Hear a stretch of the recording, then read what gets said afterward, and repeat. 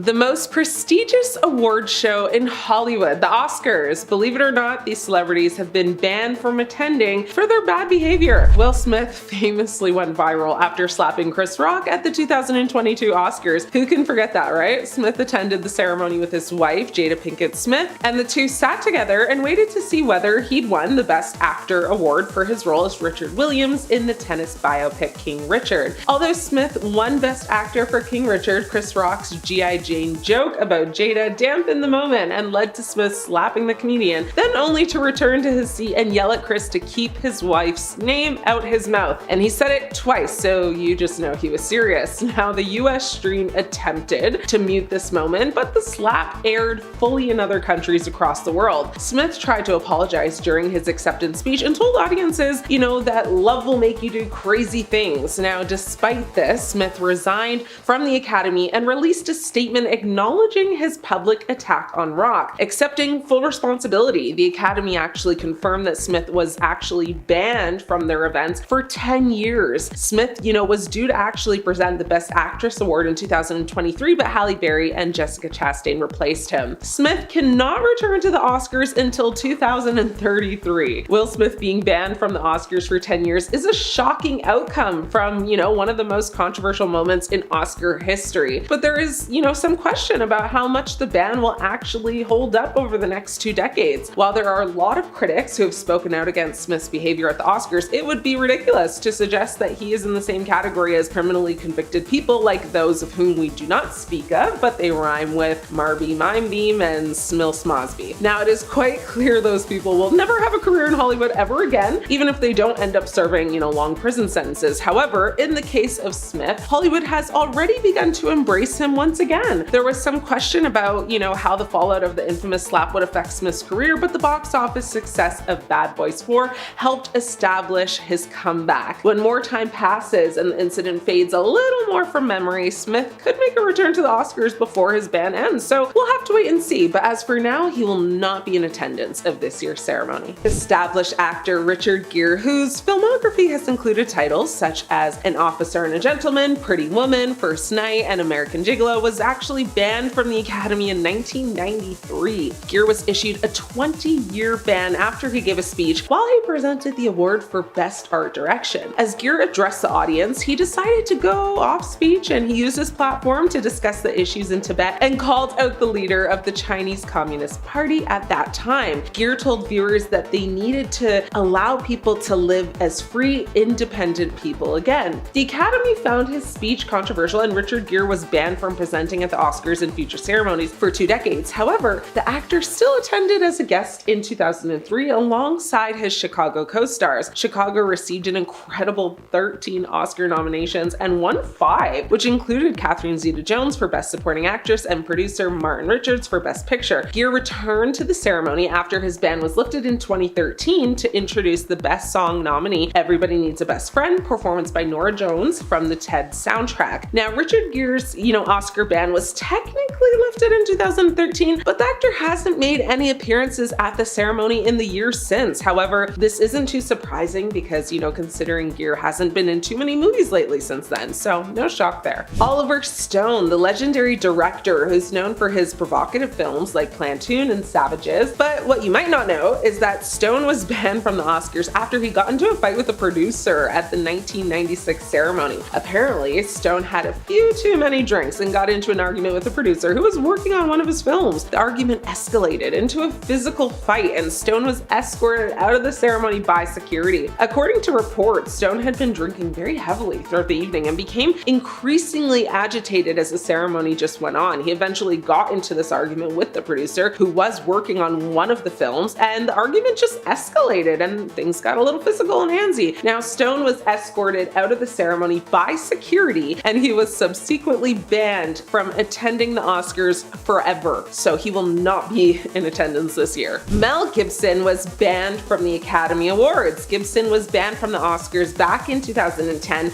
after he made a series of anti-Semitic and racist remarks during a drunken tirade. According to Winona Ryder, she claimed in an interview that Gibson made homophobic and anti-Semitic jokes to her at a party back in the 90s. She said, "I remember like 15 years ago, I was at one of those big Hollywood parties and he was really drunk. I was with my friend who happens to be gay, he made a really horrible gay joke, and somehow it came up that I was Jewish. He said something about oven dodgers, but I didn't get it. She added, I never heard that before. It was just this weird moment. I was like, he's anti-Semitic and he's homophobic. No one believed me. A spokesperson for Gibson actually issued a statement denying her accusations that said that, and said that she lied about it over a decade ago when she talked to the press, and that she's lying about it now. Also, she lied about him trying to apologize to her back then, allegedly. He did reach out to her many years ago, apparently to confront her about her lies, and she refused to address it with him. Ryder issued a response to that, wishing Gibson well in the future. She said, I believe in redemption and forgiveness and hope that Mr. Gibson has found a healthy way to deal with his demons, but I am not one of them. Around 1996, my friend Kevin O'Coin and I were on the receiving end of his hateful words. Ryder added, it is a painful and vivid memory for me. Only by accepting responsibility for our behavior in this life can we make amends and truly respect each other, and I wish him well on this lifelong journey. Roman Polanski. Polish director Roman Polanski was also officially expelled from the Academy back in 2018, although he hadn't attended the ceremony in the decades before this. But in 1978, Polanski left the United States after pleading guilty to having essayed a minor. Although he had learned that the judge would likely offer him a plea bargain, Polanski fled and exiled himself to Europe. In the year following these events, Polanski continued his career in Europe despite further allegations against him being made. Now, during his career in the United States, Polanski received 5 Academy nominations, but actually only won once, which was Best Director for The Pianist. Although reports about him were public knowledge, Polanski received a standing ovation at the 2003 Academy Awards. Polanski did not accept his Oscar in person, so Harrison Ford actually took it and presented it to him 5 months later at the Deauville Film Festival in France. Now, despite the allegations, Polanski received Oscar nominations for The Pianist and Tess after his exile, but wasn't expelled from the Academy until the organization actually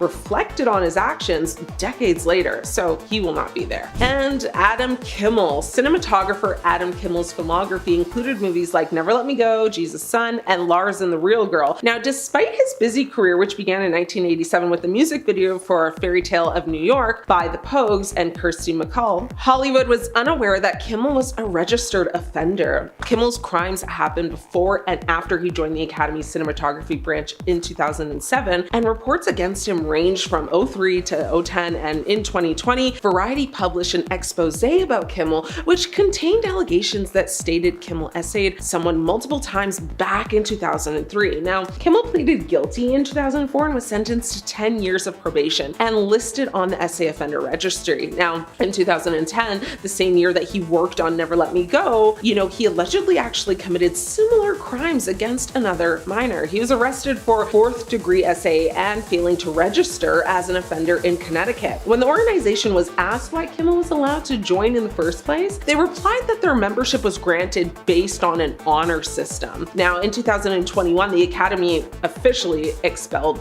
Kimmel for his actions, so we will never see him in attendance, which is probably a good thing this year or future years to come. Reporter Hadley Freeman is a frequent attender of the high-profile event and the Vanity Fair after party. And from just one article of hers, it's clear that she's seen a lot. From her 2017 article, the journalist claimed to have seen celebrities cheating on their partners, though she did not specify who. But on a nicer note, she also observed that celebrities get just as starstruck as your average Joe. Apparently, Benedict Cumberbatch had a few people tripping over themselves that year, which is understandable. If you recall, a decade ago, which is wild to think, but alright, a decade ago, 2015, the hashtag OscarsSoWhite started trending for the first time. After all the acting nominations were revealed to be white actors that year, activist April Rain came up with the hashtag and it quickly caught fire. Of course, there was little to be done as the announcements were already made, but there's always next year. Only the next year it happened again, and again the hashtag trended online. The LA Times reported the 2012 stats for those that vote for the Oscars, aka the Academy, and it's telling. It's also probably similar to the stats that would have existed in around 2015 and 2016. So in 2012, the Academy was 5,765 people. 94% of them were white, 77% of people were male, and about 86% were over the age of 50, average age 62. 2% of voters were black, less than 2% Latino. Yeah, people were obviously pretty upset by the severe lack of representation, so the Oscars announced that it was going to do an overhaul all of its membership. And that doesn't mean like a bunch of people were just going to get a letter like, sorry, you're out now, but instead they were going to just bring more people in to level out that playing field. By 2024, there were over 10,000 members and 35% identified as women and 20% from underrepresented communities. Having such an obvious difference in membership representation can be upsetting on its own, but people were additionally upset because the Oscars actually has a history of negative behavior when it comes to other races.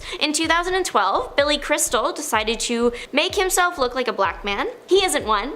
It was for a bit, and Justin Bieber was there just for a fun fact, but he had nothing to do with the racially charged thing. That was also the year that The Help won a bunch of Oscars and Octavia Spencer won Best Supporting Actress. So that just makes it all the more horrible. Then there was also the matter of the first ever black Oscars winner. Hattie McDaniel won Best Supporting Actress for Gone with the Wind in 1940. Now, that era of history wasn't exactly welcoming or kind to everyone, and McDaniel apparently had a table separate from all the white people, and after winning her award was ushered out of that area. Then there's also the matter of Halle Berry being the first black actress to win Best Actress in 2002 and the only one since. But after a stunning performance in Wicked, hopefully Cynthia Erivo changes that. In an unexpected turn of events, winning an Oscar was scientifically proven to make people live longer. It sounds such tinfoil hat theory, I know, but studies were done and the results speak for themselves. The first study happened around 2000/2001. Researchers looked at all the past winners and nominees and how many were still alive or had passed on. They also attempted to match people to those of similar age, gender, background, etc. They found that, on average, winners lived about 4 years longer, with winners of multiple Oscars sometimes making it to 6 years longer. Another study was done in 2022 that yielded very similar results. Scientists theorized that this is a result of a lack of stress. Winning an Oscar is the highest achievement in the acting profession, everybody knows that. Because the awards are voted on by the winners of past and those in the industry, this is like all your coworkers and, in a lot of cases, all those that you've admired basically telling you you're the best. After winning this award, it would make sense that a lot of stress is taken off the actor's shoulders, and not just because they've gotten the official confirmation that they're good at their job. Many Oscars winners notice that future salaries are 20% higher, roles are easier to get, they also get a goodie bag full of amazing items. It's a dream. Winning an Oscar equals job security, positive recognition, and your name going down in history. I think that stress-free lifestyle would make anybody live longer.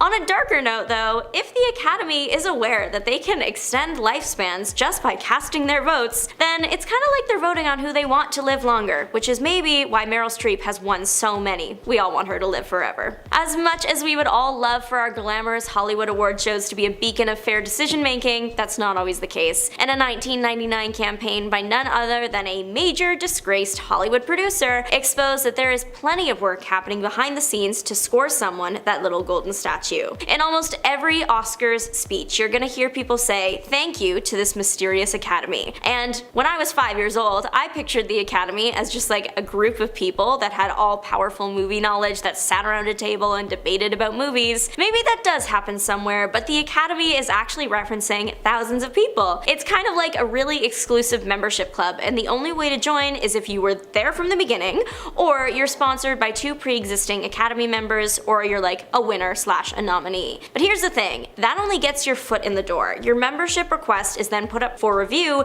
and it can be denied if the Academy deems you unworthy. After you are a member though, you then get the chance to nominate films and then vote for the winners in what I imagine to be like a super secure BuzzFeed quiz. I mean, I don't know for sure because I am shockingly not part of the Academy yet. But back to that disgraced producer's 1999 campaign. So the Academy, made up of thousands of people in the industry, and people can be influenced. People also only have so much time. It would be very difficult to actually sit down and watch every movie eligible for the year, something the producer recognized and aimed to fix to secure his Oscar wins. In 1999, he was doing all this work because his film was up against Steven Spielberg's Saving Private Ryan, but he also probably just wanted to win. Oscars campaigning wasn't invented by the man, so let's not give him flowers where he does not deserve them. But what he did do was change how campaigns worked. What used to be just like taking out ads in newspapers and magazines turned into a coordinated effort to make sure that no Academy member went without seeing the movie. Allegedly, what he and his company started doing was figuring out who was in the Academy, chatting them up at parties, making sure they saw the film, finding out where members lived. If there was a bunch of them in one area, he would set up private screenings, hosting events that make stars look good in the eyes of the general public. For the film My Left Foot, lead actor Daniel Day-Lewis visited Washington and a special screening was hosted for House and Senate members. Then it was revealed that the company was calling people to make sure they received the film because it was on VHS because it was the 90s. He even went so far as to make sure retirement homes with Academy members got screenings, just kind of doing whatever he could to get eyes on the film. And that honestly, while slightly aggressive, doesn't seem like wrong. What's wrong was that he allegedly would talk down on the movie to members of the press, saying that the only good part of the movie was like the first 25 minutes and from there it lost its appeal. And generally saying things that would make people not want to watch it, which isn't fair at all. Of course, Shakespeare in Love, which was the movie up that year, it won Best Picture, and it's not a bad movie, thank God.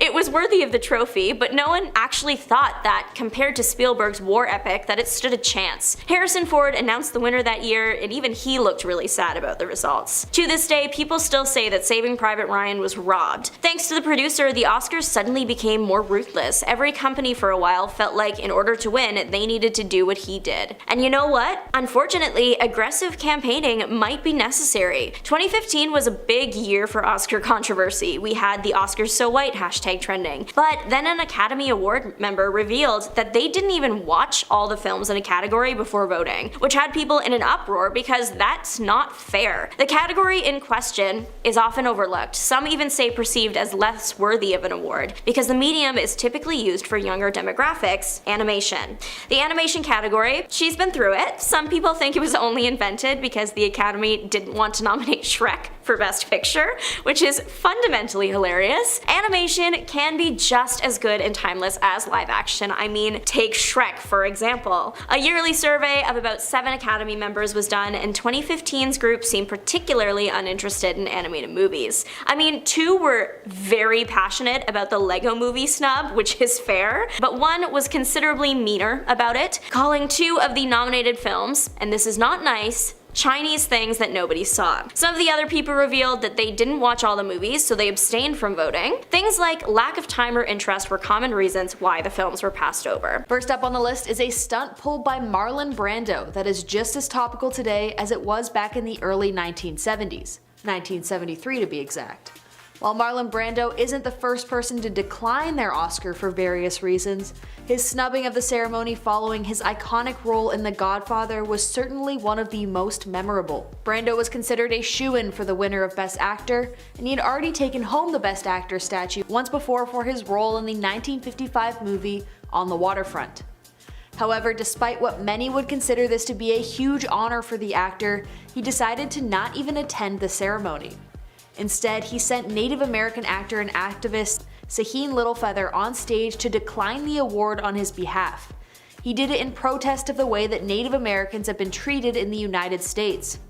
The 1973 awards were the first time that the show had been broadcast internationally, and over 85 million people watched Littlefeather's passionate speech, which came just a month into the standoff between Native American activists and the cops after police killed a Lakota man at the Wounded Knee Reserve in South Dakota. Next up on the list is the 1974 Academy Awards ceremony, when an English teacher named Robert Opel stripped down and ran on stage while Elizabeth Taylor was being introduced for an award. So Robert ran on stage completely naked and sprinted around for a bit. After the stunt had occurred, the host at the time quipped, quote, "Well, ladies and gentlemen, that was almost bound to happen." But isn't it fascinating to think that probably the only laugh that man will ever get in his life is by stripping off and showing his shortcomings? Luckily for Opel, he was able to evade arrest, probably because everyone thought the stunt was hilarious. Instead, he was invited backstage to explain himself. Turns out the streaking was part of Opel's commentary on the way society has become too conformist. Opel, who owned a Los Angeles gallery known for showcasing homoerotic art, also streaked at the Los Angeles City Council meeting. Next up on the list is a horrifyingly cringy musical number that actor Rob Lowe did with a Snow White impersonator. This happened during the 1989 Oscars, which was considered a year of many firsts. The first time the ceremony used the famous red carpet, first time the term, quote, "and the Oscar goes to" was used, and the first time the show didn't have a host. Instead of a host opening the awards, it was Rob Lowe and Snow White singing an 11-minute version of Tina Turner's track Proud Mary, with the lyrics tweaked to fit the show's theme. The performance was super awkward and cringy, but the scandal part comes from it also being illegal. The performance prompted Disney Studios to file a copyright infringement lawsuit against the Academy for using Snow White's image without permission. On top of that, a group of 17 heavyweight actors wrote in to write a scathing letter to the Academy, calling the performance an embarrassment to the people who were nominated. Yikes. Next on the list is the Oscars that took place in the year 2000. After winning Best Supporting Actress for her role in Girl Interrupted, Angelina Jolie and her brother James Haven shocked the crowd super uncomfortably when they locked lips at the Vanity Fair after-party. During her acceptance speech for the role, Jolie shouted out her brother with the equally uncomfortable line, quote, "I'm in shock and I'm so in love with my brother right now. He just held me and said he loved me, and I know he's so happy for me, and thank you for that." The kiss immediately sparked headlines, which Jolie called pathetic. She later said that the siblings had been visiting their mother, who had cancer, in the hospital that day, and the kiss and declaration of love had just been part of her reaction to the day's emotional ups and downs. Next up on the docket is the time that Bjork made international headlines for her bizarre and iconic dress at the 2001 Academy Awards ceremony. While the dress certainly made a statement on its own, the quirky artist took it one step further by pretending to lay an egg on the red carpet. She had a bunch of ostrich eggs and she just left them all over the red carpet, and reportedly also left one in the women's bathroom while inside the ceremony. Her outfit was so memorable that it is now a part of an exhibit at the Museum of Modern Art. Next on the list is the 2003 Oscars, and more specifically when Michael Moore took to the stage after his win for the Best Documentary category. While we've all heard the music start to kick up when the acceptance speech goes on for a tad too long, Michael Moore was well within his time slot when he had to be cut off. That's because, like the political commentator he is, he directly attacked George W. Bush for the unnecessary invasion of Iraq.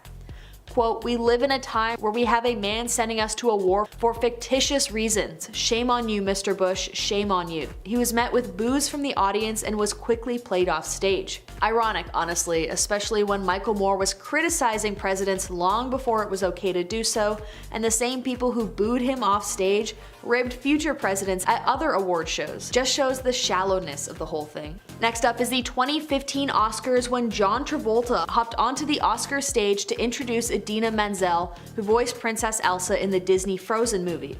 People were obsessed with Frozen during this time, and it instantly became a classic in the Disney canon. The Frozen song Let It Go had been nominated for Best Original Song, which meant that Idina would be performing the song for the ceremony. When John Travolta was set to introduce her, he inexplicably said, quote, "The wickedly talented, one and only Adele Dazeem." Travolta later said that seconds before he was set to go on stage, he ran into Goldie Hawn and missed the announcement that the producers had changed the spelling of Menzel's name on the teleprompter to a phonetic version that was supposed to be easier to pronounce. Luckily, Menzel was a pretty good sport about the whole thing. She reunited with Travolta at the next year's ceremony. Next up is the infamous 2017 Best Picture announcement mix-up.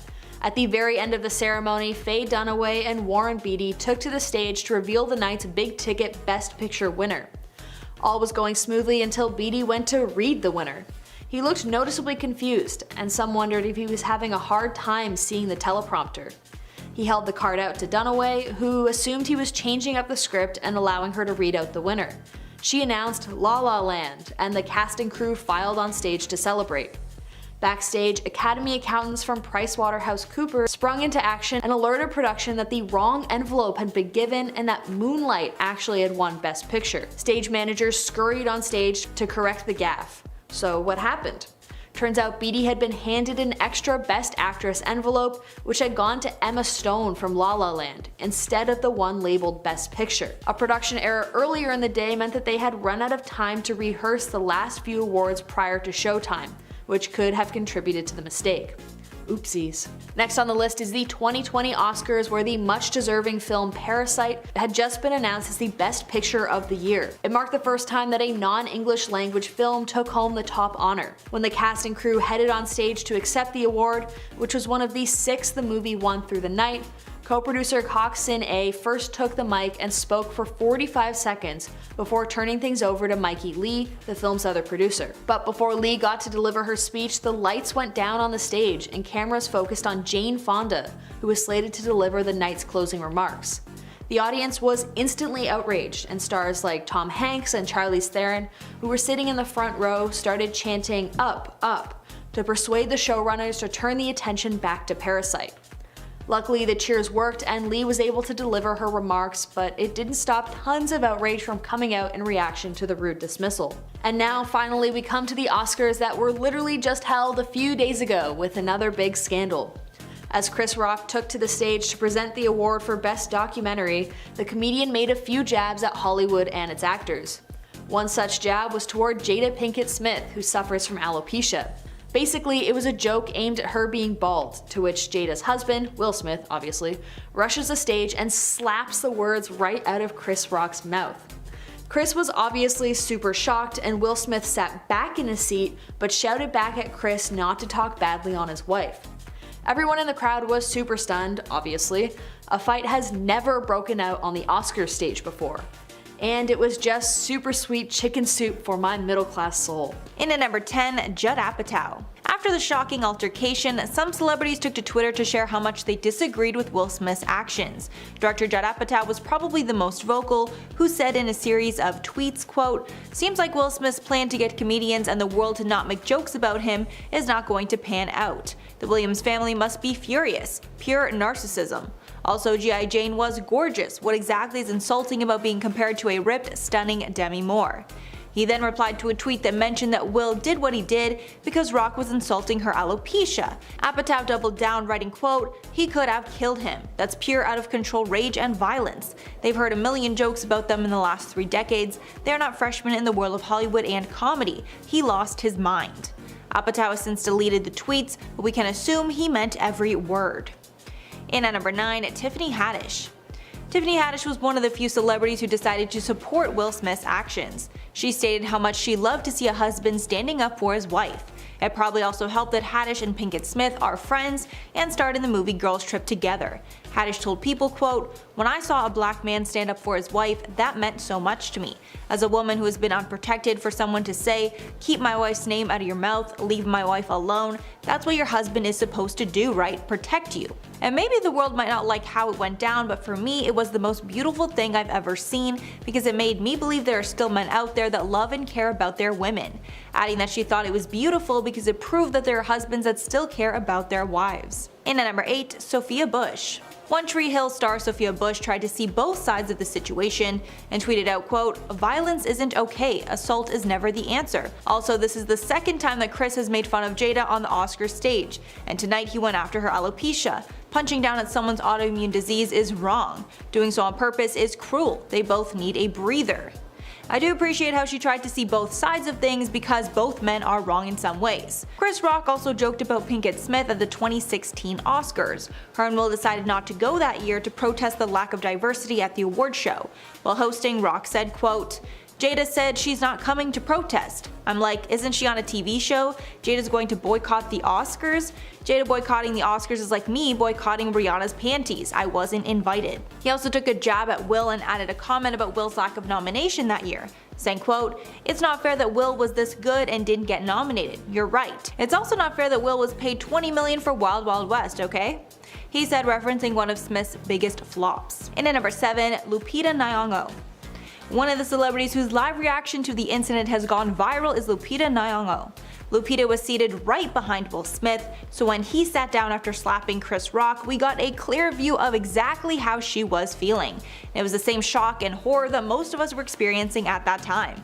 Lupita won Best Supporting Actress in 2014 for her role in 12 Years a Slave and was at the 2022 ceremony to hand out the Best Costume Design award. She looked incredibly uncomfortable as she sat inches away from Will as he raged at Chris Rock on stage. One person tweeted along with her picture, quote, "Give Lupita Best Supporting Actress for her work tonight." This is now being called her second best moment at the Oscars. The first was when she took part in Ellen DeGeneres' then social media breaking selfie from the 2014 ceremony. And at number 6, Denzel Washington. Another celebrity that supported Will Smith after his outburst was Denzel Washington. During the commercial break of the show, journalists noted that Will was seen talking to Washington and Tyler Perry for an extended period of time.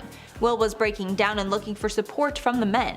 The Hollywood Reporter's columnist Scott Feinberg captured the moment when Denzel Washington approached Smith during a commercial break and shared it on Twitter Sunday night. The reporter added, quote, "Will appears to wipe tears away from his eyes as he sits back down with Jada, with Denzel comforting Jada and Will's rep by his side." Then during his speech for Best Actor, Will revealed what Denzel said to him, saying, quote, "At your highest moment, be careful, that's when the devil comes for you." It seems the pair are good friends. During another interview, Will said, quote, "He knew me years ago. I would go to Denzel for advice, so he's seen me through the years and he was just telling me how proud he is of who I've become and what I've become." Halfway at number 5, Nicole Kidman. Nicole Kidman easily had the most memeable reaction to the slap, and thankfully photographers captured the moment where her jaw was dropped as low as it could go. Kidman was seated in the front row, so not only did she get a clear view of the slap, we got an unobstructed view of her reaction. I really think hers is the perfect reaction to the slap because it was just so shocking. My face probably looked about the same when I saw it. Kidman is well known for another notable Oscars moment when her seal-looking clap was put on display. Thankfully, this will now be the new meme starring her. And at number 4, Serena Williams. Serena Williams was also in the front row of the show as her father and life story was showcased in the movie King Richard. Since she had such a deep connection to the film, many were wondering what her and her sister Venus's reaction would be to the outburst. She broke her silence on Instagram, where she simply shared a video of her mouth hanging open with her eyes wide, clearly showcasing what we were all feeling, utter disbelief. She then followed this up with another video, saying, quote, "I just sat down because I was like, I gotta put that drink down," again looking in shock. It was clearly a reference to what just happened. The sisters have said nothing more. Many are wondering if the family is hurt that Will would hurt the legacy of the film or if they approve of what he did. And at number 3, Nick Viall. Nick Viall, former Bachelor contestant, gave his thoughts on the slap, and he was asked to compare it to the drama on The Bachelor. Viall said what happened at the Oscars was, quote, "way more dramatic than what happens on The Bachelor." Adding, quote, "I think most people just wondered if it was like a bit or a joke, if it was fake. I think pretty quickly we realized it was serious." I also shared that he felt bad for Chris Rock, adding, quote, "Chris Rock is there to be a comedian. He tells jokes. Obviously, there's going to be some at the expense of people. Everyone has a right to feel how they feel, and we have our hurt feelings, but how we handle our hurt feelings matters." Viall continued that he doesn't think Smith handled his feelings in the best way, but added that his performance in King Richard was amazing and he deserved the win. And at number 2, Ethan Klein. One YouTuber that made their thoughts incredibly clear was Ethan Klein, who posted a string of tweets denouncing Will's actions. He wrote, quote, "Will Smith's just a walking L since his wife decided to start weekly humiliating him on her Facebook show. Probably should deal with whatever trauma he has with her instead of punching Chris Rock in the face for an extremely tame joke. He needs to be escorted out of the Oscars, L." Adding in another tweet, quote, "Will Smith won and got a standing ovation. I'm in awe. The show went on like nothing happened. Will Smith punched a comedian for doing his job. He's a celebrity in the front row of the Oscars where it's normal to be roasted. Bad taste or not, defending Will equals brain rot." Many pointed out that Will only did so because Chris made fun of his wife's alopecia, but Klein did not back down and said that that's no reason to slap someone in the face, which I completely agree with. And finally at number 1, Howard Stern.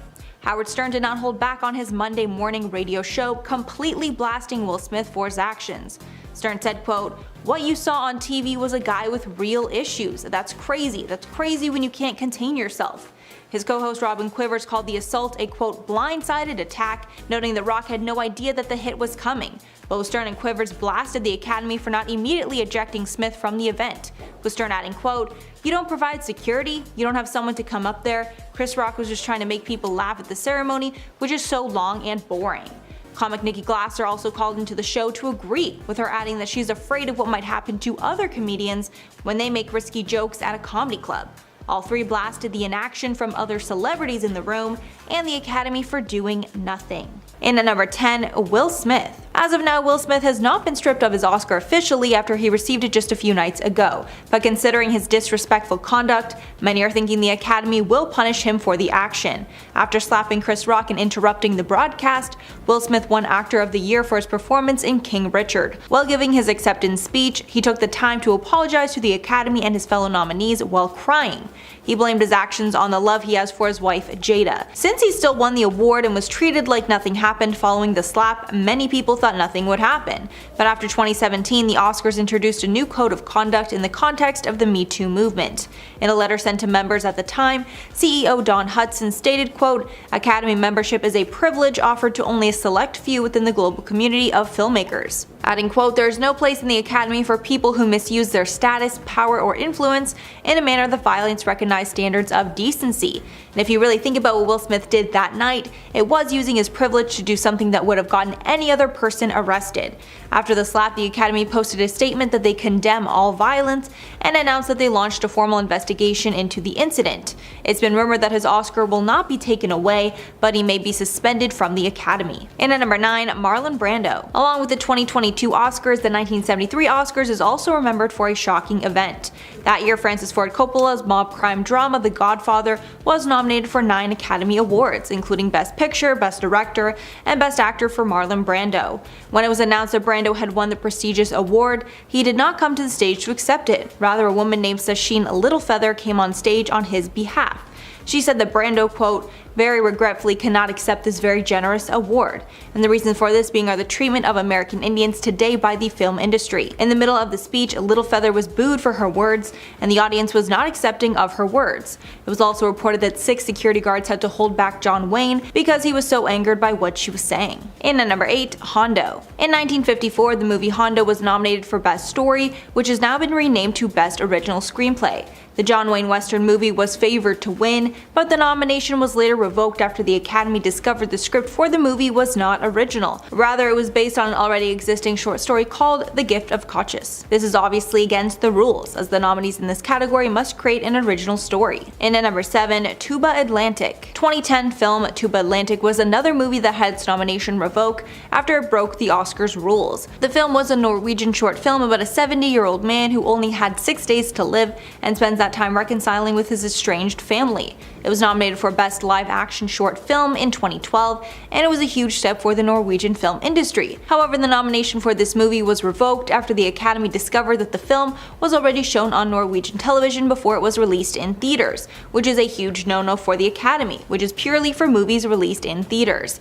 After investigation, it was determined that the producers of the film did not disclose that the movie was shown on TV beforehand, even though they were directly asked if it had been in the submission forms, and the producers checked no on these forms. After the nomination was taken away, one of the filmmakers claimed that they were shocked over the decision, as they apparently knew about the TV broadcast and were fine with it. The filmmakers continued that they believed there were exceptions to the rule if the film was shown to film students.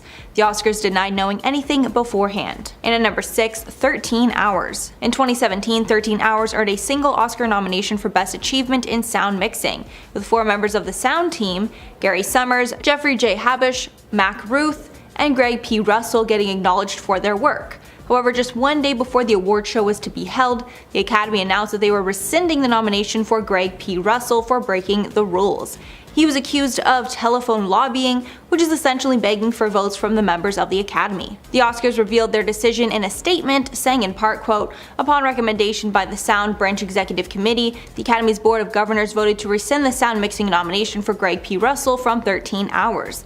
The decision was prompted by the discovery that Russell had called his fellow members of the Sound Branch during the nominations phase to make them aware of his work on the film, in direct violation of a campaign regulation that prohibits telephone lobbying." Halfway at number 5, Young Americans. The film Young Americans won the Academy Award for Best Documentary in 1969, and everyone involved in the film was thrilled. But a month after receiving the award, it was stripped away for violating the Oscars' terms. So the movie was actually made in 1967, and it was first shown in theaters in October of 1967, not making it eligible for the 1969 Oscars, where it won. After the award was taken away, it was given to the runner-up called Journey into Self. As of now, Young Americans is the only movie in Academy history to receive an Oscar, then have it taken away after the ceremony. And at number 4, Alone Yet Not Alone. In 2014, the main song from the Christian film Alone Yet Not Alone was nominated for Best Original Song, but the nomination was revoked 2 weeks later. This was because the award show discovered that Bruce Brutton, the song's composer and an executive committee member of the Academy's music branch, had emailed members of the Academy to try and butter them up for votes. The Academy posted a statement writing that Broughton, quote, had emailed some of the other 239 members of the branch to make them aware of his submission during the nominations voting period, which goes against Academy rules. The Academy president at the time continued that even though it was most likely well-intentioned, promoting a member's own Oscar nomination to their colleagues is an unfair advantage. After the decision, he told The Hollywood Reporter, quote, I'm devastated. I indulged in the simplest grassroots campaign, and it went against me when the song started to get attention. I got taken down by competition that had months of promotion and advertising behind them. I simply asked people to find the song and consider it. In at number 3, The Circus. At the very first ever Academy Awards in 1929, the award show decided to revoke Charlie Chaplin's awards to make the night more fair for everyone.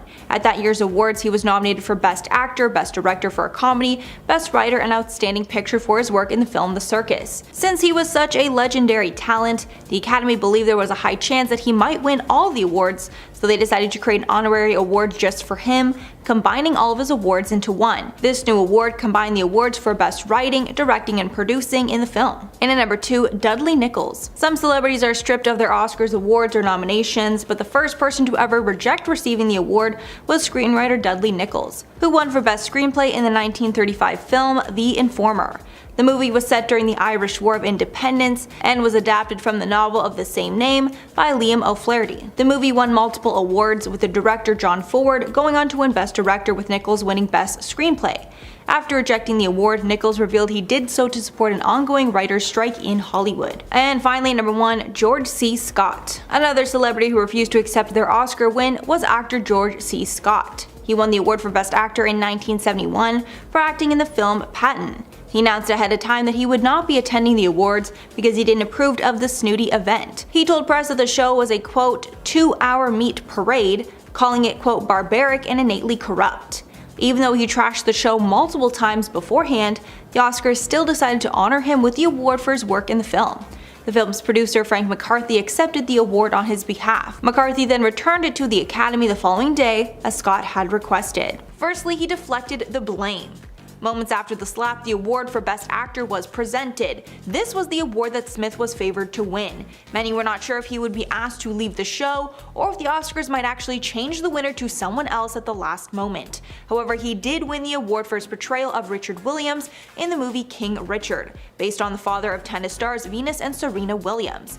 When he came up to accept the award, fans were hoping that he would apologize to Chris Rock and the fans, but he did not, and he actually deflected the blame, even comparing himself to Richard Williams. Smith said in part, quote, Richard Williams was a fierce defender of his family. I'm being called in on my life to love people and to protect people and to be a river to my people. I know to do what we do, you gotta be able to take criticism. You gotta be able to have people talk crazy about you. In this business, you gotta be able to have people disrespecting you. And you gotta smile, you gotta pretend like it's okay. He also added, quote, love will make you do crazy things. He later apologized to the Academy and his fellow nominees, but many did not think this apology went far enough, especially since he deflected the blame for the action beforehand, blaming his instincts to protect his family for deciding to do an unprecedented action at the most prestigious award show there is. One fan wrote on Twitter after the speech, quote, all the media outlets tweeting about Will Smith apologizing in his acceptance speech were clearly watching a different award ceremony. Smith's tearful speech did not include an apology to Chris Rock. So clearly, in my opinion, he is not sorry to Chris Rock. Next up, showed his true colors. Will Smith has been long considered one of the nicest and most humble A-list celebrities there is. But after this incident, people are starting to think differently of him, because no truly nice person would do what Will Smith did. Maybe this is the type of person he's actually been all along, and the nice guy image that he's cultivated is fake, with many comparing him to other celebrities like Ellen DeGeneres, who was exposed for being mean. Many tweets online after the incident accused Smith of showing his true colors with his action. It essentially took him less than 5 seconds to decide to not only physically harm someone, but to disrespect the Oscars and everyone else that was there that night. I guess people will make their own decisions about his character moving forward, but for a lot of fans, their opinion of him has changed. Didn't apologize to Chris Rock. Since Will Smith won the award for Best Actor just moments after slapping Chris Rock, many thought he would take this time to apologize to Chris Rock for the insane move. But he didn't. He apologized to almost everyone else other than the person that he hit. During his speech, Smith said, quote, "Denzel Washington said to me, at your highest moment, be careful, that's when the devil comes for you." Adding, quote, "I want to apologize to the Academy, I want to apologize to my fellow nominees," at no point mentioning Chris Rock. Then he tried to lighten the mood by saying, quote, "Art imitates life. I look like a crazy father just like they said, but love will make you do crazy things." Other celebrities are vocal against him. After the shocking altercation, some celebrities took to Twitter to share how much they disagree with Will Smith's actions. Director Judd Apatow was probably the most vocal, who said in a series of tweets, quote, "Seems like Will Smith's plan to get comedian and the world not to make jokes about him is not going to pan out. The Williams family must be furious, pure narcissism. Also, G.I. Jane was gorgeous. What exactly is insulting about being compared to a ripped, stunning Demi Moore?"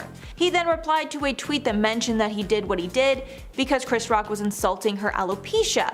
Apatow doubled down, writing, quote, "He could have killed him. That's pure out of control rage and violence. They've heard a million jokes about them in the last 3 decades. They are not freshmen in the world of Hollywood and comedy. He lost his mind." Apatow has since deleted these tweets. Kathy Griffin also chimed in, tweeting out, quote, "Let me tell you something. It's very bad practice to walk up on stage and physically assault a comedian.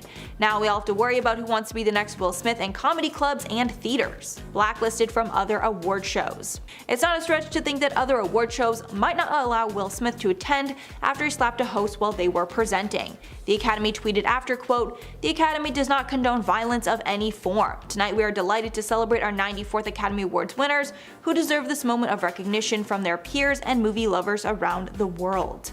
Clearly they did not want to publicly trash one of their winners, but I'm sure they are not happy with what took place. And finally, he could get arrested.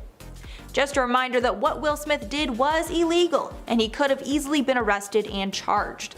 The LAPD said in a statement after the Oscars, quote, "LAPD investigative entities are aware of an incident between 2 individuals during the Academy Awards program. The incident involved one individual slapping another. The individual involved has declined to file a police report. If the involved party desires a police report at a later date, LAPD will be available to complete an investigative report."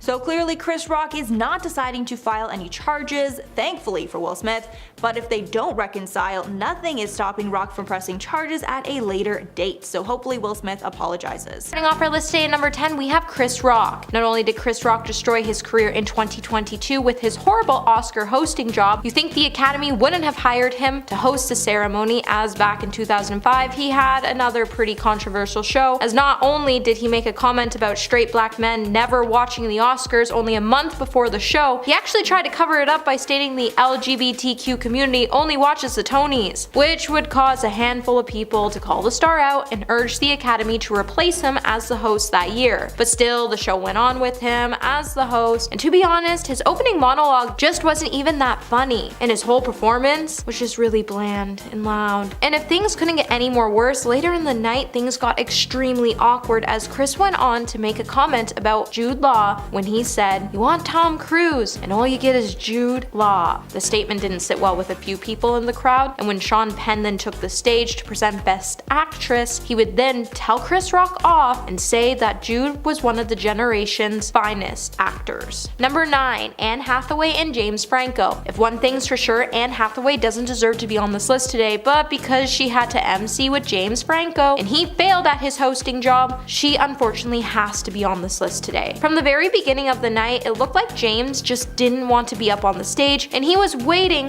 for the whole event to be over, which was strange as you think the actor would have been a little more excited as he was also nominated for an Oscar that year, but he still didn't want to be there. So to make up for his co-star's lack of energy, Anne had to try her best to keep the show afloat. Unfortunately, tipping into her over-the-top energy caused a lot of the viewers to cringe. But I still don't know what's worse, the fact that they had zero chemistry on the stage, or the fact Anne opened up the ceremony by saying, "My gosh, you're all real." Later, James would even acknowledge how bad his presence was by telling David Letterman, "I've thought about it. I think I know why I bombed. I love her, but Anne Hathaway is so energetic. I think the Tasmanian devil would look stoned standing next to Anne Hathaway." Hey my little peaches, are you liking this video so far? If so, don't forget to give it a thumbs up and subscribe to that channel. Number 8. Seth MacFarlane. To be honest, I don't think any of us could really understand why the Academy would ask Seth MacFarlane to host the Oscars in the first place, as his brand of humor in his Family Guy show is very controversial. So they should have known that his performance was going to get on a lot of people's nerves. Now, Seth definitely proved that he could sing when he performed in his opening number, but he chose to do it in such a controversial way as he decided to write a very misogynistic set that revolved around seeing actresses who have stripped down on scene for their roles, as Seth went on to sing about how he has seen certain actors' chest. He then went on to mention everyone from Meryl Streep and Naomi Watts, and you could see their faces all fall in the heartbreaking slow moment. He also enlisted an entire choir of men to help him humiliate the woman he named in his song, and when the cameras finally panned over to Charlize Theron, her unimpressed face would say it all. Not to mention, he also went on to make jokes about how women were getting themselves sick just so they could stay in shape for the award show, as well as cracking jokes about the infamous Rihanna and Chris Brown altercation, which just wasn't cool. Number 7.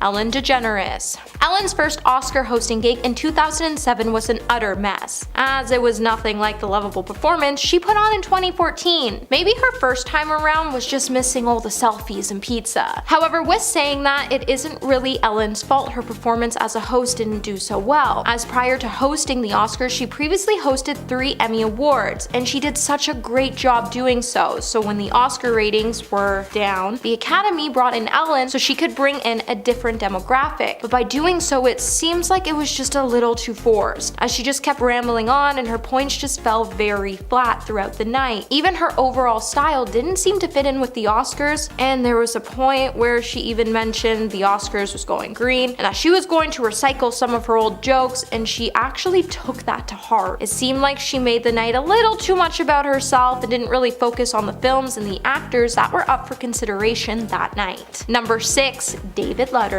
It's no lie that David Letterman was at his peak in 1995, but just a couple years earlier he was actually passed over for the Tonight Show gig that was vacated at the time by Johnny Carson. So David instead went to sign his own deal for his own show on CBS, and he actually was beating Jay Leno's late night ratings by a decent margin, so he became the perfect choice to lead the Oscars, well, after both Whoopi Goldberg and Billy Crystal declined to host the event first. Now, David has always had this very dry sense of humor, and it didn't exactly translate well when he was hosting the Oscars, with his opening monologue being extremely boring. To listening to Uma Thurman and Oprah's opening skit was also just very odd and out of place to watch. David just couldn't get his style of work to fit in the right way like Johnny Carson did before him. It also didn't help that he also told the audience at one point to pay attention. At the end, David took all the heat he was receiving in stride, and he even went on to make fun of himself when he returned to his regular job by saying the Oscars even asked him to perform again.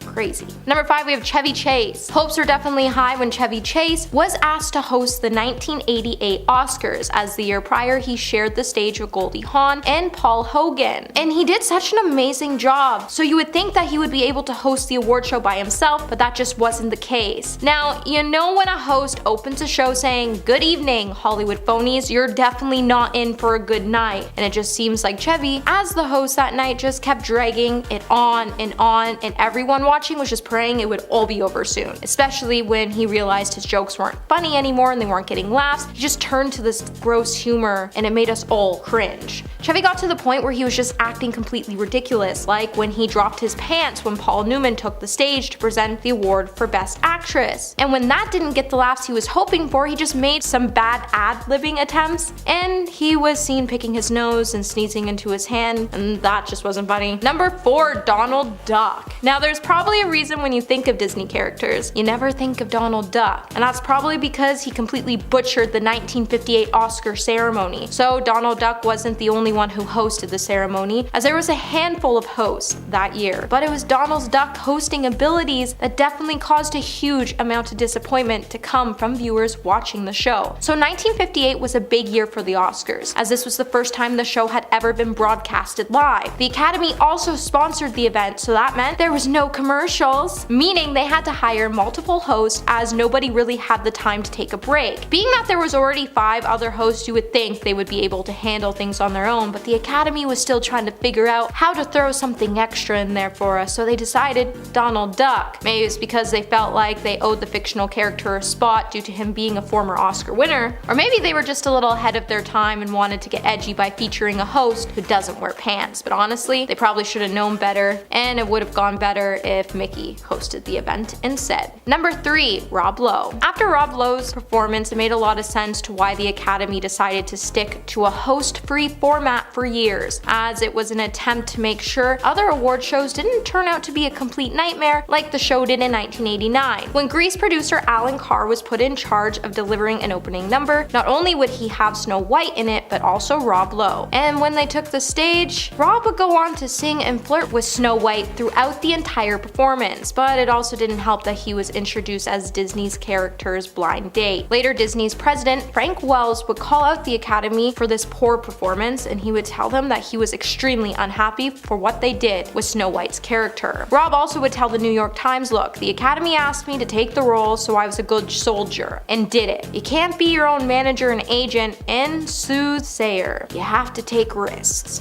But maybe you shouldn't have taken that one. Number 2, Neil Patrick Harris. In 2015, Neil Patrick Harris, who is known for his roles in the hit series How I Met Your Mother or the Harold and Kumar franchise, got a chance to host the Oscars, and honestly, his performance as an MC for the event received a lot of mixed reviews, as his abilities to do the job just wasn't that great. Now, while the star's jokes were funny, as he is funny, he kind of pushed it a little too far as he poked fun at his own career, as the star then came out in his own underwear later on in the show to spoof Birdman and show off his songs and dance skills, with some help from Anna Kendrick. But the overall performance would have critics fuming, as they thought his opening was just bland. The only thing most people actually found enjoyable to watch weren't his jokes, but more his political speeches, as they were more entertaining to watch than his skits were. And if you prefer to hear about politics more than you want to watch a skit, you know there's a problem, because let's face it, no one likes politics. And coming in number 1 today, we have Frank Sinatra. So Frank Sinatra actually had the chance to MC the Oscars twice. The first time around, he got the chance to MC the event by himself in 1963, and he did an amazing job, so it wasn't really surprising that the Academy would ask him to come back to the show to MC again, and this time he got on the stage with Sammy Davis Jr., Bob Hope, and Shirley MacLaine. However, his second time as an Oscar host was definitely a tense one, as during this telecasted event, he and his co-host faced some major controversy when filmmaker Bert Schneider read a telegram from a Vietnam diplomat. This then prompted angry viewers to send in telegrams of their own, so mid-show, after fighting with Shirley about making his own statement, Frank would take to the stage to read a disclaimer by Bob Hope, in which he said the Academy was not responsible for the political views that were expressed on the program. But when it comes to politics, sometimes it's just best not to say anything, as people take these conversations very heavily, and it drives a lot of us nuts. So starting off our list today at number 10, we have Chris Rock makes more Will Smith jokes. In the last 10 minutes of his live Netflix special, Chris Rock went on to address the Oscar slap, and honestly, it has a lot of us scratching our heads, because he waited over a year to say anything, and it just seems a little too calculated, because I don't think he's done yet, as Chris spent much of his 70-minute set alluding to the slap before he went on a rant about how Will Smith practices selective outrage. He then went on to recap, well,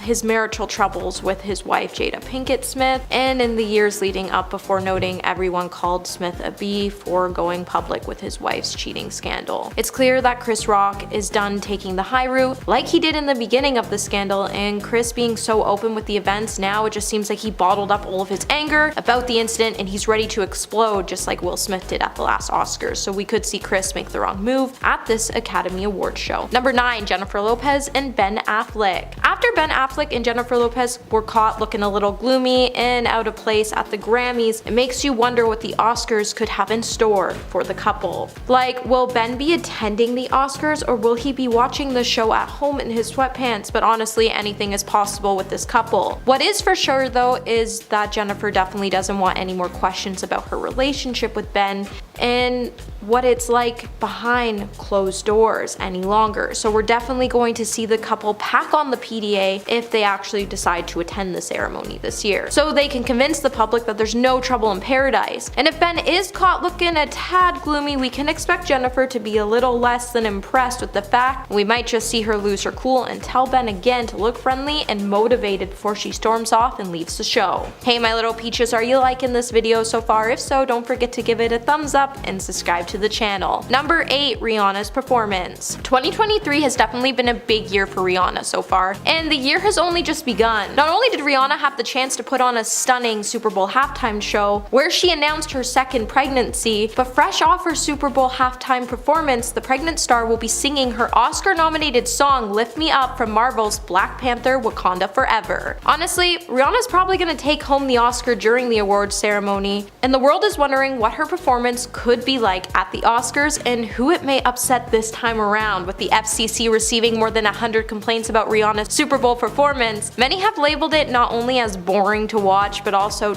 too sexy for television. It really makes you wonder what this pop star could have up her sleeve for the show, and if she's going to use her performance to give one giant F off to the people who didn't understand the concept of her Super Bowl show. What is for sure though is Rihanna is probably going to go all out for this performance, and she's going to drive all her Super Bowl haters nuts in the process. Number 7, Tom Cruise calls out his snub. Sometimes it's probably better not to gloat too hard or you might not go as far to the top as you thought. So remember how a few months ago Tom Cruise was gloating that he was back on top while his rival in the acting industry was at the bottom of the charts? With Tom's film Top Gun Maverick being a success in the box office, it brought in over $1.3 billion worldwide, and it would make the film the second highest grossing film in 2022 and the highest grossing film of Tom Cruise's career. Even with the film getting Best Picture nomination and a bevy of nods in technical categories, the blockbuster Top Gun sequel was shut out in Best Director. It also missed nomination for Best Cinematography, which it had widely been predicted to win, but most shockingly, Tom Cruise was also snubbed of a Best Actor nomination. If the film wins any type of award on the night of the Oscars, which honestly for the categories it was nominated in is really slim, but if it does, we will see Tom Cruise take the stage and address his snub and other snubs the film faced. Number 6, Johnny Depp clashes with the director. So back in December, after Johnny finally returned to the acting scene, his name would hit the tabloids as media outlets all over the world started to state that the actor was going back to his old ways and how he should be behaving himself from getting such negative press reviews. In an article posted by Lifestyle, the media outlet would explain that since Johnny got back into what he loves doing the most, acting, his on-set behavior has been pretty problematic, with reports stating that Johnny, while he was on the set of John DeBerry, he was extremely rude not only to the director of the film, Mywin Lebesco, but also to his co-stars and crew. But it could have actually all been Mywin's fault, as apparently the two only clashed with each other because Mywin was a little petty, with reports stating that Johnny started falling back into his old habits after the director and him started screaming at each other. Inside sources would then reveal the whole problem started after Johnny was late for a set and Mywin freaked out at him, and then the next day Johnny would be on time and the director wouldn't even show up. So if these two cross paths during the show, we're definitely going to see some tension, and we're all going to see Johnny address the rumors once and for all while dragging Mywin's name through the mud.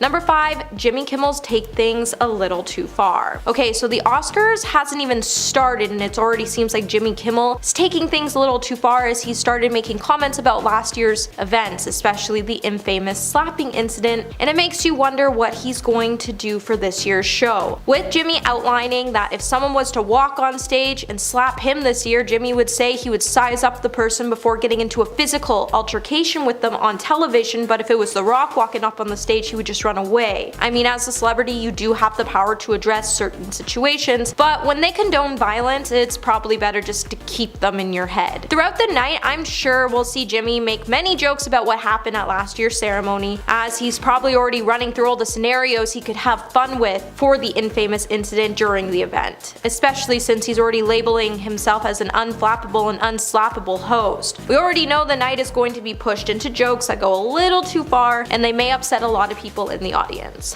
Number 4. James Corden tells someone how to do their job. With James Corden already thinking he's on top of the world and that no one can damage his career, he's become pretty unpredictable over the last year as he's made some pretty poor choices that have resulted in him becoming one of the most hated celebrities in the world. It seems like the once humble comedian let the fame go a little too far to his head, and now he just doesn't view people as, human beings, more as objects that were made to serve him and not make mistakes. With the comedian recently finding himself being banned from Keith McNally's restaurant, the world would be shocked when Keith took aim at James by calling him a tiny cretin of a man just after James was rude, dismissive, and nasty to his restaurant staff. Keith also labeled the late night host as one of the most abusive customers his staff has ever had to serve. So James pretty much got angry when his wife's omelet wasn't made right, and he told the server they couldn't do their job and that he should just go into the kitchen and cook the omelet himself. So with the way things could go, if someone just bumps into James or a seat filler takes his seat when he leaves for 5 seconds, James could just lose it again and tell someone how to do their job right. Number 3. Jamie Lynn Spears battles to save her career. So the word on the block is even after Jamie Lynn Spears was called out by her sister Britney Spears for making her life a living hell like the rest of her family did, somehow she got another acting job in Zoey 101 as it's coming back. So recently Paramount announced that they have officially started production on Zoey 102, which is a sequel film to Zoey 101, Nickelodeon's iconic series. So ahead of the film premiering, we know that Jamie Lynn is going to want to get as much press as she can, so she's going to make an appearance at a bunch of events and maybe just the Oscars to get fans to stop talking about her ongoing drama with Britney and start talking about her new film, Zoey 102. However, making an Oscar appearance could damage the star's career even further, as the world still isn't over the fact that she thought it was okay to talk about how hard her life was growing up in the shadow of her famous older sister, or the fact that it was also released that she bullied one of her co-stars on Zoey 101 to the point she had the rest of the cast even shut this girl out. And now she's getting a reboot, which just isn't okay, but now it seems like she's just crying to jump on the Me Too movement so fans can forget about her poor behavior. But if she makes an appearance at the Oscars, it's just gonna prove that she never really learned how to grow up. Number 2. Shia LaBeouf beefs with Olivia Wilde. Remember how Olivia Wilde said she had to fire Shia LaBeouf for feuding with Florence Pugh? And then we all learned from Shia that this just wasn't the case. Okay, so we all know that there's a lot of rumors surrounding the set of the film Don't Worry Darling. And while at first Olivia Wilde tried to label Shia as the initial problem when it came to the set's feuds, Shia would then come out to prove that this just wasn't the case when he came out to say that he wasn't fired and he had to quit the film because Olivia had her actors on these crazy schedules, so they didn't even have time to rehearse with Shia. But the drama between the two just got worse from there, as Shia then started to share messages where Olivia was seen making fun of her leading lady, Florence Pugh. And with Olivia still trying to throw all the problems with the set at Shia, he's gone a little too quiet when it comes to the issue, which could be highlighting that he's waiting to run into the star in person to tell her how it really is. And it could be because he's waiting for a public event to show the world how Olivia really acts in person. And what event would be any more perfect than the Oscars? And coming in at number 1 today, we have a Kanye West type moment. So the fact that Viola Davis was not nominated for Best Actress in a Leading Role has a lot of us kicking the air right now. And with it, we are definitely going to see a Kanye-like moment like the time he stormed the stage when Taylor Swift won her award for Best Video by a Female Artist. And when he took the mic from her and told her, "Taylor, I'm gonna let you finish, but Beyonce had one of the best videos of all time." Well, I'm sorry for the poor actress who wins the Best Actress in a Leading Role award, but your moment is going to be cut short, as someone's definitely going to storm the stage, take the mic, and tell you that you did a good job, which honestly you did, so give yourself a big pat on the back. But you didn't deserve to win Best Leading Actress, as Viola Davis had an outstanding performance, and the fact that the Oscars snubbed her from achieving the title is a sin. So while you're making your speech, the first thing you should do is acknowledge her snub and her hard work, or expect someone to pull a Kanye and tell you how it really is. First up, we have Saoirse Ronan and the awkward mistake. As a journalist, it's your job to get facts as correct as possible, but sometimes during certain circumstances, it's easy to get lost in the sauce. At the 2016 Oscars red carpet, an ABC News journalist was speaking to Saoirse when she had stopped to wave at someone, who happened to be writer Nick Hornby, who she had worked with for the film Brooklyn. She was nominated for Best Actress for her role in said film. The reporter confused the small interaction as something between family members and assumed Hornby was her father. When asked, Ronan obviously confirmed that he was the writer and not her father. It was a mild slip-up and not a big deal because, things like that happen. Honestly, this taught me to never assume and stick to my script or whatever to avoid any awkward run-ins like that. Next in line we have Scarlett Johansson and Ryan Seacrest. Johansson was being interviewed at the 2017 Oscars red carpet when she was asked about her shoes. To clarify, Seacrest was asking if she had worn the heels she was wearing to the Oscars rehearsals that they have for the presenters. She responded with, "What a ridiculous question to ask," as it seemed to be so random for her. But Seacrest explained that he was asking because he had heard that fellow actress Halle Berry had done it. She accepted his response and continued to explain that she did not wear the heels, opting for comfortability. Up next is interviewer Jess Cagle calling Hidden Figures by the wrong name. It was around this time in 2017 when people were calling Hidden Figures Hidden Fences. The mistake started back at the Golden Globes when the movie Hidden Figures and Fences, very separate movies, were said in the same sentence, and that's how the mistake was made. The internet was already preparing themselves for reporters to make that same mistakes at the Oscars, and they were right. Editor-in-chief of People magazine, Jess Cagle messed it up when trying to compliment it as extraordinary alongside the film Moonlight, and was quick to correct himself, but it happened, and Twitter was there for it. Coming up is Tiffany Haddish's ultimate fangirl moment. So imagine you're at the Oscars and your idol is there. What do? Would you wait until they're within your closest vicinity, or do you seek them out? Tiffany Haddish was a woman on a mission as she wanted to greet Meryl Streep.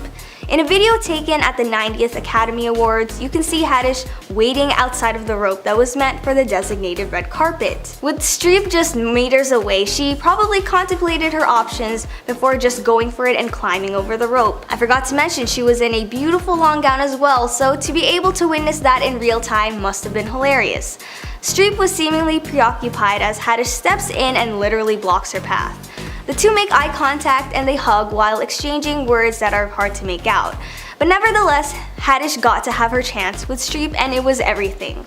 I know some people would think this to be rude, which is why I included it, but hey, you do it too. Next on the list is Sacha Baron Cohen and his urn. Cohen arrived at the red carpet dressed head to toe in his costume for his character Admiral General Aladdin. He arrived with staff personnel, 2 women who were obviously paid actors, and a cremation urn. Aside from his outfit, he was also completely in character too. That method acting really helping him out here.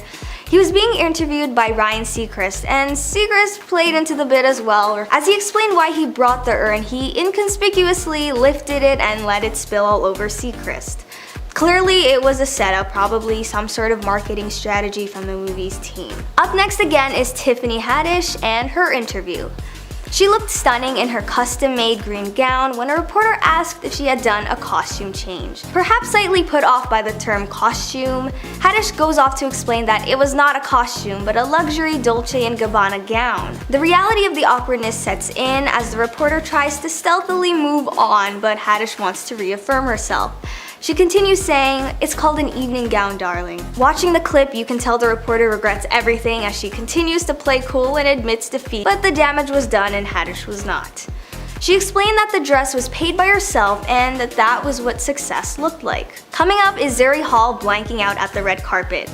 Like I said, the hustle and bustle of these types of events are the partial reasons why reporters tend to mess things up. And it's fine, we're all human here, which is why I think E! News reporter Zuri Hall can back me up on that statement. She arrived at the 2017 Oscars red carpet in a beautiful sheer and feathery dress.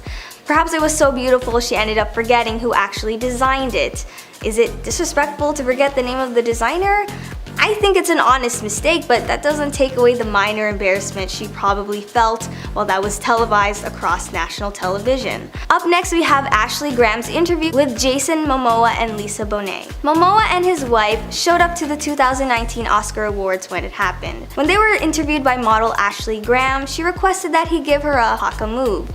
Haka refers to the many ceremonial dances from the Maori people. Momoa is immediately hesitant and it doesn't go unnoticed by Graham as she eggs him on to do it. Bonet is clearly unimpressed, offering some type of explanation that you can't hear what she's saying, but her husband cuts it off and gives Graham what she wants. The internet was not happy with this exchange. One user called her corny, while many others said that she was disrespecting his culture as he is from Hawaii and not New Zealand, where the Maori culture originates. At least he's familiar with some of the customs though, as he explained in a completely separate interview unrelated to the Oscars that his family's roots go back and forth from Hawaii and New Zealand at some point.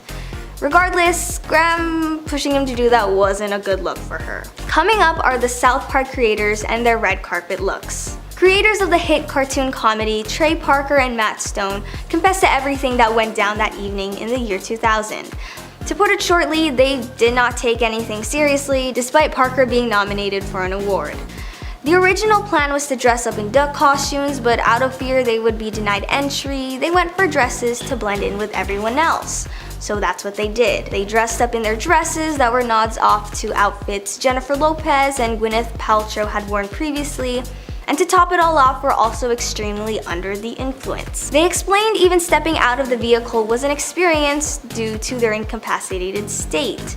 They managed to get through the carpet and the interviews. They were smart and had it all planned out, vowing that they don't acknowledge the dresses, and if they were asked to divert and avoid it at all costs. Next up is Dakota Johnson, low-key snapping at her mom. During the 2015 Academy Awards, Johnson brings her mother, fellow actress Melanie Griffith, as her date. Knowing Johnson and her collected bluntness, what happened shouldn't come off as surprising. While they were being interviewed together, Griffith was asked if she had watched her daughter's movie. She declined, saying it would be strange. The movie in question? 50 Shades of Grey, and we're all aware of the nature of that film. So to not want to see it for those reasons as a mother, it's totally understandable. Johnson cuts in and said it would be fine and she'll watch it one day. After all, it's just a movie since everything is fictional.